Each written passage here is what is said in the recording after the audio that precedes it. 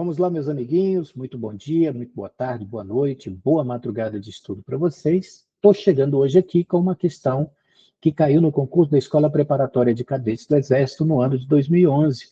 Uma questão bem legal, uma questão teórica que envolve os conceitos de gás ideal, tá ok? O texto da questão diz o seguinte: para um gás ideal ou perfeito, podemos dizer o quê? Então, essa questão é para você dizer se sabe algumas características do que a gente chama na física de gás ideal, né? O que seria, então, um gás ideal? O gás ideal é o que você precisa saber logo de cara, é que ele é um modelo teórico. Um modelo teórico, então, ele não é um gás real. Acontece que os gases reais, sob determinadas condições, eles podem se comportar aproximadamente como um gás perfeito, ok? Bom, esse modelo teórico do gás, ele obedece, então, a algumas hipóteses, né? São hipóteses dos gases ideais. Bom, que hipóteses são essas? São quatro, basicamente. Então, vamos colocar aqui hipóteses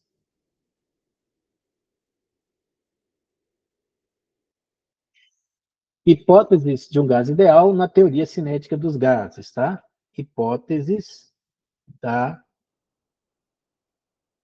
teoria, vou colocar assim, tá bom? Cinética dos gases.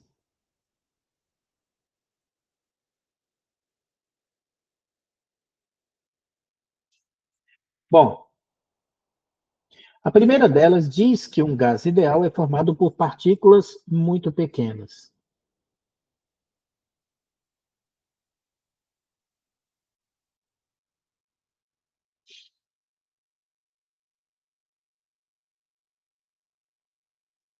Muito pequenas quando comparadas com as distâncias que separam essas partículas. É tão pequeno que a gente pode dizer que o volume de um gás não é o volume dessas partículas, é o volume do recipiente que os contém, que contém essas partículas, tá? Segunda característica é que esses gases, essas partículas estão em movimento desordenado ou movimento caótico.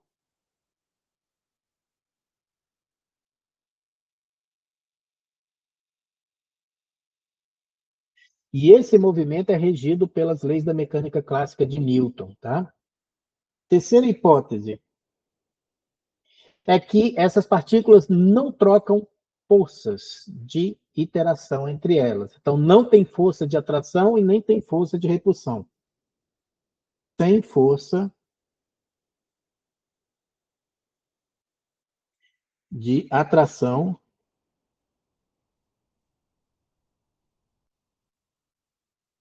e repulsão entre as partículas. Então, elas não se atraem, elas não se repelem. Elas só trocam forças entre elas quando elas colidem entre si. Tá? Colidir uma contra a outra, aí elas trocam força. Mas não é força atrativa e nem é força repulsiva. Então, não tem força de interação. A interação apenas no momento da colisão. Essa colisão ela é de curta duração e perfeitamente elástica. Então, vou colocar aqui. Colisões de curta duração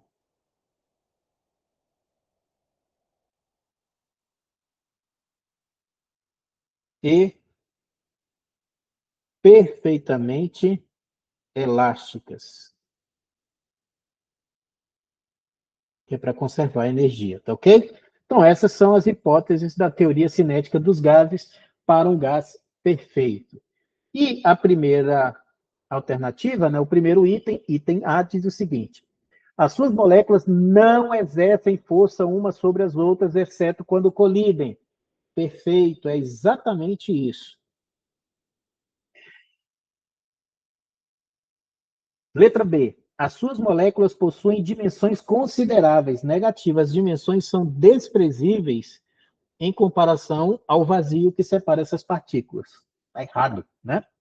Como só tem o item correto nessa questão, a questão já está respondida. O gabarito aqui é letra A. A gente vai continuar analisando, então, os outros itens. Mantido o seu volume constante, a sua pressão e a sua temperatura são inversamente proporcionais. Quando ele diz aqui volume constante, ele está falando em uma transformação isocórica. E aí, quando a transformação ela é isocórica, vamos aqui embaixo, ó, transformação isocórica. Quando a transformação é isocórica, isométrica ou isovolumétrica, a equação geral dos gases perfeitos, você tem que P1, V1 sobre T1 é igual a P0, V0 sobre T0. Aí, se o volume é constante, então esse V é igual a esse, e aí você fica com P1, T1 igual a P0, T0. O que dá para a gente perceber aqui?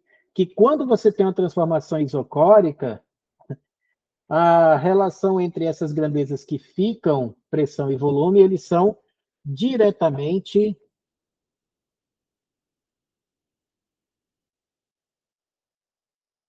proporcionais.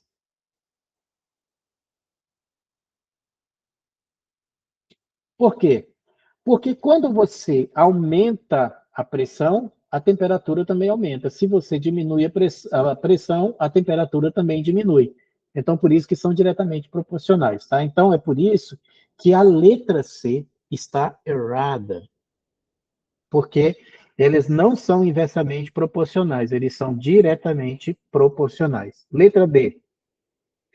A sua pressão e o seu volume, quando mantida a temperatura constante. O que é temperatura constante?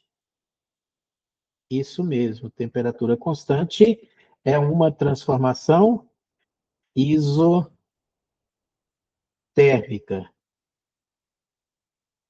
Isotérmica. Bom, como assim? Vamos aqui embaixo. Transformação isotérmica.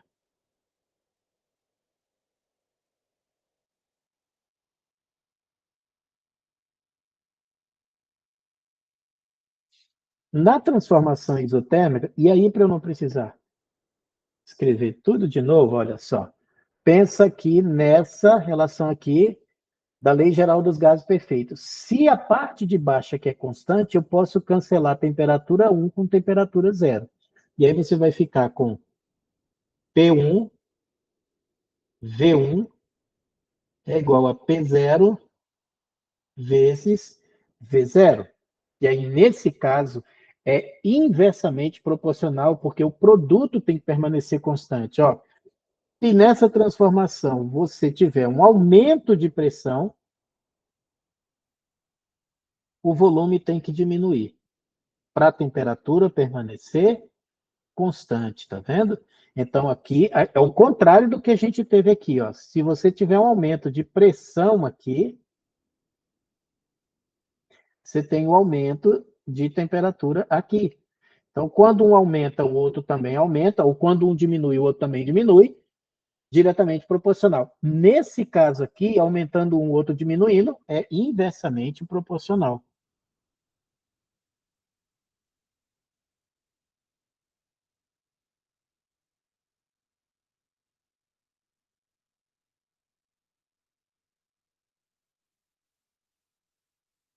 Inversamente proporcional. Então, ele disse diretamente proporcional, ele mentiu para você. Mentiu. Na letra E, ele diz, sob pressão constante, aí já é uma isobárica, né? O seu volume e a sua temperatura absoluta são inversamente proporcional. Está errado, são diretamente proporcionais, tá? Então, olha só. Vamos aqui embaixo escrever a isobárica.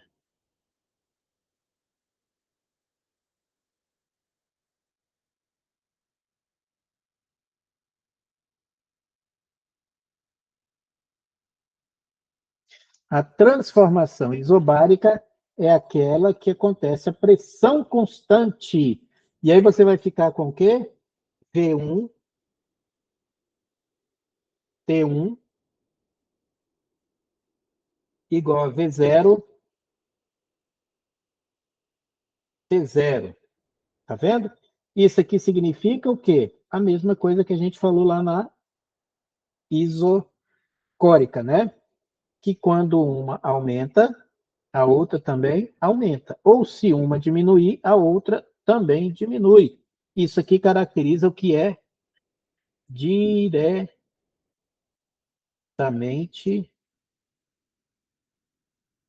proporcional.